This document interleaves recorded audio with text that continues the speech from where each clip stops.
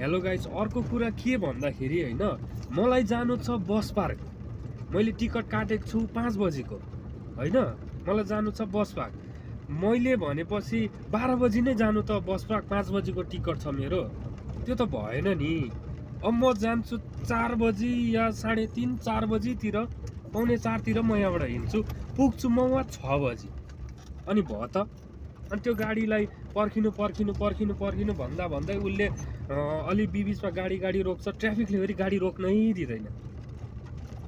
कसरी चाहिँ पुग्ने क्या छिटो त्यहाँ? यो किन यस्तो भइरहेछ क्या? यस्तो त नहुनु पर्ने हो त। जस्तै म 1 घन्टामा त पुग्नु पर्ने हो त। अब यहाँ तपाईँले हेर्नुभयो भने, डिस्टेन्स हेर्नुभयो भने कति छ, कति मिनेटमा पुग्नु पर्ने हो भनेर त्यो पनि देखाइदिरहेछ। तर पनि म बिचमा फसिरहेको हुन्छु क्या, यो जामले गर्दाखेरि क्या।